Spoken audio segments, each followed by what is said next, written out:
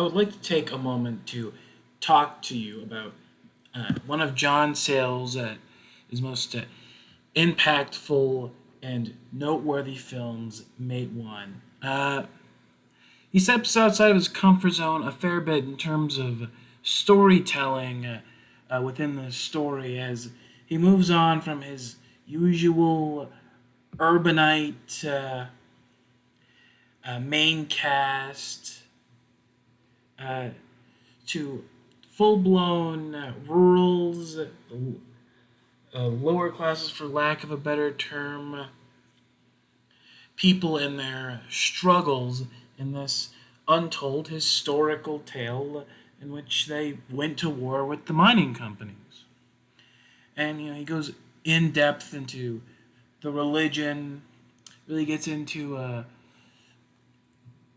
devil uh, against the people allegory, and throughout this movie, uh, you know, it's his standard cinematography, very utilitarian. However, a key scene is when the boy, the street preacher, is with the two Pinkertons at his mom's hotel over dinner. It's basically an argument at the dinner table made into somewhat of an action scene with more jump cuts than the famous Taken 3 uh, jumping the fence.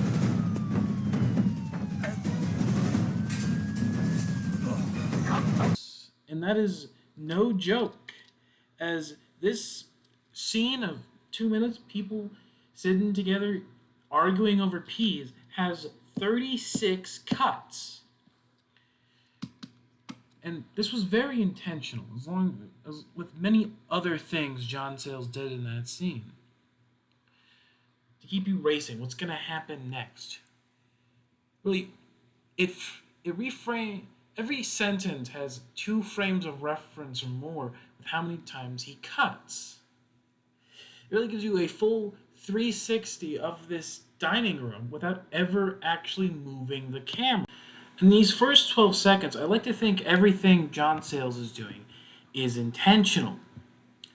Uh, First, we see a close up darkness over the first fatter, bigger Pinkerton, then an over the shoulder shot of the main boy, making sure to keep him small but in focus and in the light. Then off to his partner, uh, eating peas, also shrouded in darkness, before a third establishing shot, uh, showing the others at the table as smaller characters, basically putting them as simply as witnesses, and also chronologically placing the shot of the boy in between the two Pinkertons, uh, shows his situation sandwiched between these two overbearing dark forces. Now, the thing about the previous scene with the peas, they're not just supposed to impose on the audience. It also shows that they are trying to impose on the boy, Danny himself. That's why they're always shot to be big and large. And another thing is, whenever we get a head-on shot of them, behind them is always dark and shadowy. And what shows intention in this is that when we look at the mom or the grandma, when they speak up, it's bright. There's light. You can see behind them. After Danny doesn't respond to the call for peas, they start to move to insult him as they're not getting what they want. As the call for peas was simply a power play. And then the grandma sticks up for him, saying, "Oh, he's not stupid. He's a preacher." To this is not something to be reverent about. This is ammo for them to try to goad him. So they start insulting him, calling him a squirrel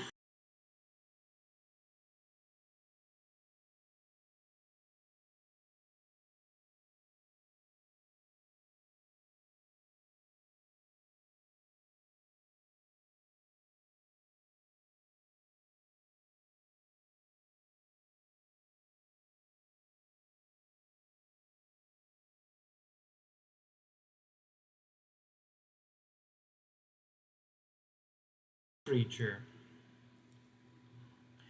They're essentially just trying to intentionally provoke him so they can, both for their sick amusement and to instill dread within the mother and Danny himself.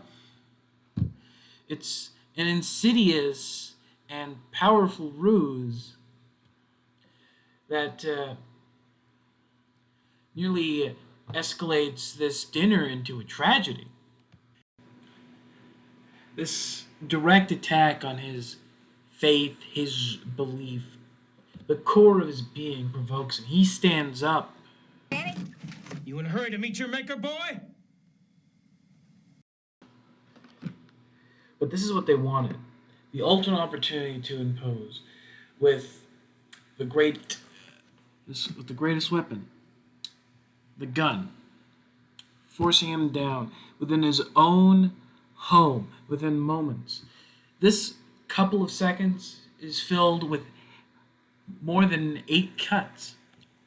And until he sits down, we see the gun in every single frame except when we're looking at Hickley because he is not threatened.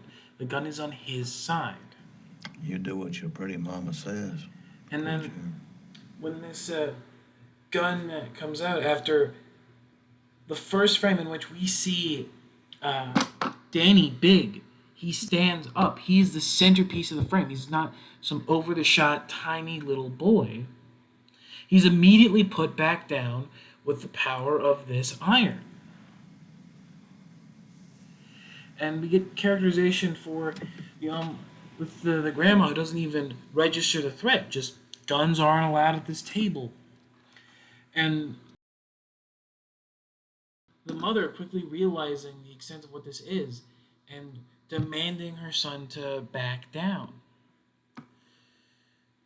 But the son does neither.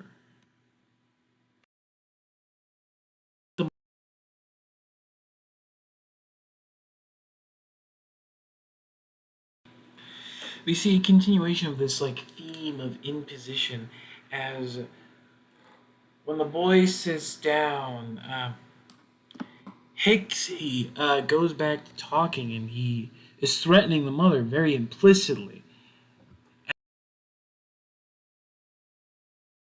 And when the camera cuts back to her, his knife is still in frame, pointing right at her to show the audience that this is a very thinly veiled threat. This comes full circle with somewhat innocent turn right back around to asking Danny for the peas. After implicitly threatening his mother, he is either forced to give in to these childish demands or let his mother be hurt over childish demands.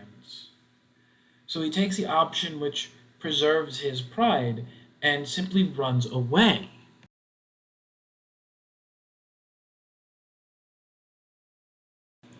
And, with that, Hick, the larger of the Pinkertons, realizes he's just lost. That's why he says the boy's getting on his nerves.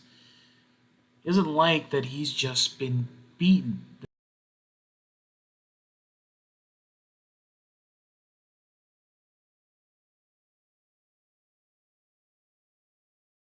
That this dumb preacher from the backwater mountains of Appalachia got even one small tiny thing over on him.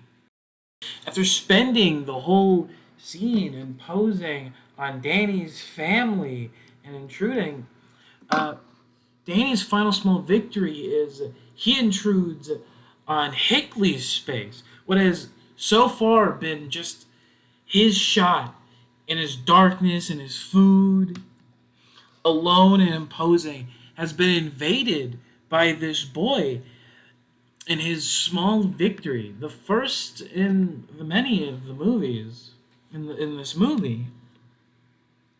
It all starts here as he gets one past him. With that, that will be my analysis of the dinner scene in Maitwan. Thank you for your time.